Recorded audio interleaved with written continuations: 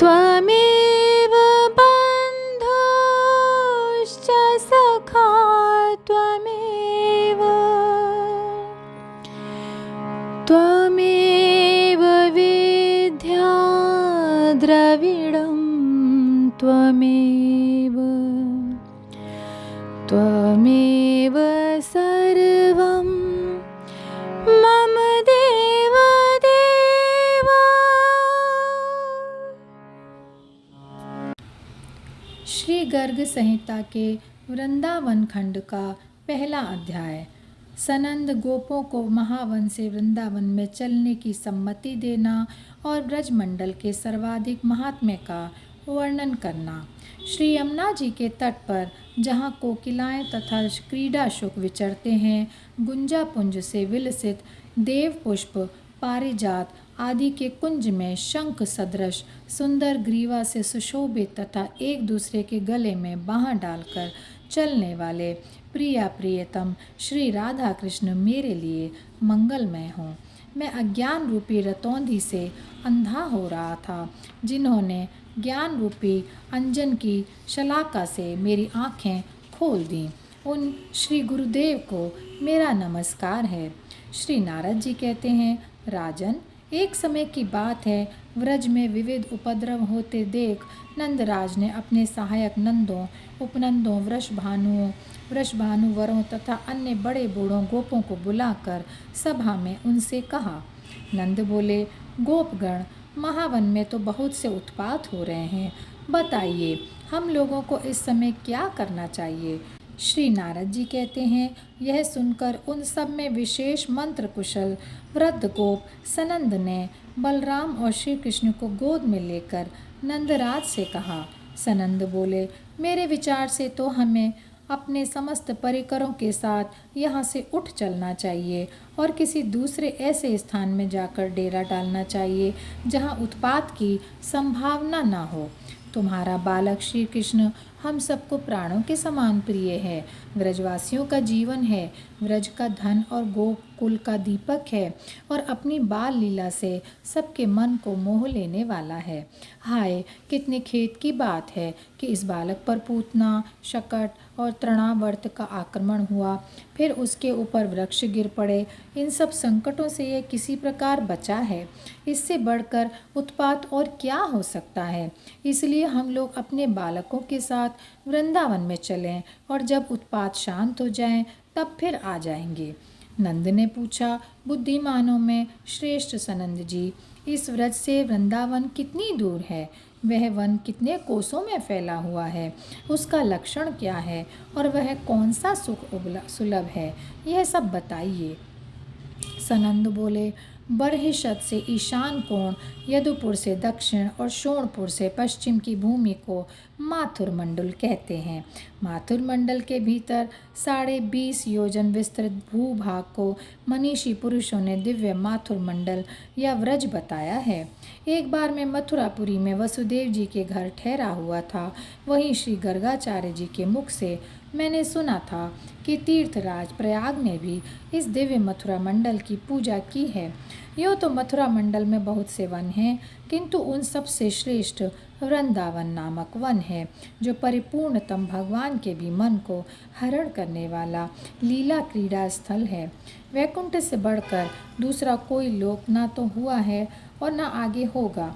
केवल एक वृंदावन ही ऐसा है जो वैकुंठ की अपेक्षा भी परात्पर परम उत्कृष्ट है, जहाँ गोवर्धन नाम से प्रसिद्ध गिरिराज विराजमान हैं, जहाँ कालिंदी के तट पर मंगल धाम पुलिन है, जहाँ बृहद सानु बरसाना पर्वत है तथा जहाँ नंदीश्वर गिरी शोभा पाता है, जो 24 कोस के विस्तार में स्थित तथा विशाल काननों से आवृत है, जो पशुओं के लिए हितकर, गोप गोपी और गौओं के लिए सेवन करने योग्य तथा लता कुंजों से आवृत है। उस मनोहर वन को वृंदावन के नाम से स्मरण किया जाता है। नंद जी ने पूछा, सनंद जी, तीर्थराज प्रयाग ने कब इस व्रज की पूजा की है? मैं यह जानना चाहता हूँ। इसे सुनने के लिए मेरे मन में बड़ा कौतूहल है, बड़ी उत्कंठा है। सनंद बोले, नंदराज, पूर्व काल में नैमित्तिक प्रलय के अवसर पर एक महान दैत्य प्रकट हुआ जो शंखासुर के नाम से प्रसिद्ध था।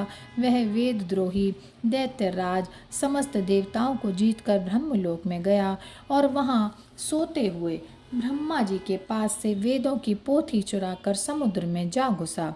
उन वेदों के जाते ही देवताओं का सारा बल चला गया। तब पूर्ण भगवान यज्ञेश्वर श्री हरि ने मत्स्य रूप धारण करके नैमित्तिक प्रलय के सागर में उस शंकासुर के साथ युद्ध किया। महाबली दैत्य शंख ने श्रीहरि के ऊपर शूल चलाया, किंतु साक्षात श्रीहरि ने अपने चक्र से उस शूल के सैकड़ों टुकड़े कर दिए। तब शंख ने अपने सिर से भगवान विष्णु के वक्षस्थल में प्रहार किया, किंतु उसके उस प्रहार से परात्पर श्रीहरि विचलित नहीं हुए। उस समय मत्स्य रूपधारी श्रीहरि ने हाथ में गदा लेकर महाबली शंख रूपधारी उस दैत्य की पीठ पर आघात किया। गदा के प्रहार से वह इतना पीड़ित हुआ कि उसका चित्त कुछ व्याकुल हो गया, किंतु पुनः उठकर उसने सर्वेश्वर श्रीहरि को मुक्के से मारा। तब कमल नयन साक्षात भगवान विष्णु ने कुपित होकर अपने चक्र से उसके सुदृढ़ मस्तक को सींग सहित काट डाला। ब्रजेश्वर, इस प्रकार शंकु को जीतकर देवताओं के साथ सर्वव्यापी श्रीहरि ने प्रयाग में आकर वे चारों वेद ब्रह्मा जी को दे दिए। फिर संपूर्ण देवताओं के साथ उन्होंने विधिवत यज्ञ का अनुष्ठान किया और प्रयाग तीर्थ के अधिष्ठाता देवता को बुलाकर उसे तीर्थराज पद पर अभिषिक्त कर दिया। साक्षात अक्षयवट को तीर्थराज के लिए लीला छत्र सा बना दिया। मुनि कन्या जानवी गंगा तथा सूर्य सुता यमुना अपनी तरंग रूपी चामरों से उनकी सेवा करने लगी। उसी समय जम्बू द्वीप के सारे तीर्थ भेंट लेकर बुद्धिमान तीर्थराज के पास आए और उनकी पूजा और वंदना करके वे तीर्थ अपने अपने स्थान को चले गए। नंद जब देवताओं के साथ श्रीहरि भी चले गए, तब वहीं कलह प्रिय मुनीन्द्र नारद जी आ पहुँचे और सिंहासन पर देदीप्यमान तीर्थराज से बोले। श्री नारद जी ने कहा, महातपस्वी तीर्थराज, निश्चय ही तुम समस्त तीर्थों द्वारा विशेष रूप से पूजित हुए हो। तुम्हें सभी मुख्य मुख्य तीर्थों ने यहाँ आकर भेंट समर्पित की है, परंतु व्रज के वृंदावन आदि तीर्थ यहाँ तुम्हारे सामने नहीं आए। तुम तीर्थों के राजाधिराज हो, व्रज के प्रमादी तीर्थों ने यहाँ न आकर तुम्हारा तिरस्कार किया है। सनंद कहते हैं, यों कहकर साक्षात देवर्षि शिरोमणि नारद जी वहाँ से चले गए। तब तीर्थराज के मन में बड़ा क्रोध हुआ और वे उसी क्षण श्रीहरि के लोक में गए। श्रीहरि को प्रणाम और उनकी परिक्रमा करके संपूर्ण तीर्थों से घिरे हुए तीर्थराज हाथ जोड़कर भगवान के सामने खड़े हुए और उन श्रीनाथ से बोले।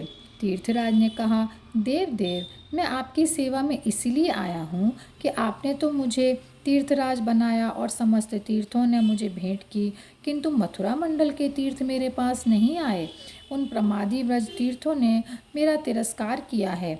अतः यह बात आपसे कहने के लिए मैं आपके मंदिर में आया हूँ। श्री भगवान बोले, मैंने तुम्हें धरती के सब तीर्थों का राजा तीर्थराज अवश्य बनाया है, किंतु अपने घर का भी राजा तुम्हें ही बना दिया हो, ऐसी बात तो नहीं है। फिर तुम तो मेरे ग्रह पर ही अधिकार जमाने की इच्छा लेकर प्रमद पुरुष के समान बात कैसे कर रहे हो। तीर्थराज, तुम अपने घर जाओ और मेरा यह शुभ वचन सुन लो। मथुरा मंडल मेरा साक्षात परात्पर धाम है, त्रिलोकी से परे है। उस दिव्य धाम का प्रलय काल में भी संहार नहीं होता। सनंद कहते हैं, यह सुनकर तीर्थराज बड़े विस्मित हुए, उनका सारा अभिमान गल गया। फिर वहाँ से आकर उन्होंने मथुरा के व्रजमंडल का पूजन किया और उसकी परिक्रमा करके अपने स्थान को पदार्पण किया। पृथ्वी का मान भंग करने के लिए यह व्रजमंडल पहले दिखाया गया था। मैंने ये सारी बातें तुम्हारे सामने कहीं, अब और क्या सुनना चाहते हो? नंद जी ने पूछा, गोपेश्वर, किसने पहले पृथ्वी का मान भंग करने के लिए इस व्रजमंडल को दिखलाया था, यह मुझे बताइए। सनंद ने कहा, इसी वाराह कल्प में पहले श्रीहरि ने वाराह रूप धारण करके अपनी दाढ़ पर उठाकर रसातल से पृथ्वी का उद्धार किया था। उस समय उन प्रभु की बड़ी शोभा हुई थी। जल में जाते हुए उन वराह रूपधारी भगवान रमानाथ जनार्दन से उनकी दंष्ट्रा के अग्रभाग पर सुशोभित हुए। पृथ्वी बोली। पृथ्वी ने कहा, प्रभो, सारा विश्व पानी से भरा हुआ दिखाई देता है, अतः बताइए आप किस स्थल पर मेरी स्थापना करेंगे। भगवान वराह बोले, जब वृक्ष दिखाई देने लगे और जल में उद्वेग का भाव प्रकट हो, तब उसी स्थान पर तुम्हारी स्थापना होगी। तुम वृक्षों को देखती चलो। पृथ्वी ने कहा, भगवान, स्थावर वस्तुओं की रचना तो मेरे ही ऊपर हुई है, क्या कोई दूसरी भी धरणी है? धारणामयी धरणी तो केवल मैं ही हूँ। सनंद कहते हैं, यूँ कहती हुई पृथ्वी ने अपने सामने जल में मनोहर वृक्ष देखे। उन्हें देखकर पृथ्वी का अभिमान दूर हो गया और वे भगवान से बोली। पृथ्वी ने कहा, देव, किस स्थल पर ये पल्लव सहित वृक्ष विद्यमान है? यह दृश्य मेरे मन में बड़ा आश्चर्य पैदा कर रहा है। यज्ञपते, प्रभु, इसका रहस्य बताइए। भगवान वराह बोले, नितंबिनी, यह सामने दिव्य माथुर मंडल दिखाई देता है जो गोलोक की धरती से जुड़ा है। प्रलय काल में भी इसका संहार नहीं होता। सनंद बोले, यह सुनकर पृथ्वी को बड़ा विस्मय हुआ। वह अभिमान शून्य हो गई। अतः महाबाहु नंद, यह व्रजमंडल समस्त लोकों में से अधिक महत्वशाली है। व्रज का यह महात्म्य सुनकर मनुष्य जीवन मुक्त हो जाता है। तुम माथुर व्रजमंडल को तीर्थराज प्रयाग से भी उत्कृष्ट समझो। और यहीं पर ये पहला अध्याय समाप्त होता है। जय श्री कृष्णा, जय श्री कृष्णा, जय श्री कृष्णा।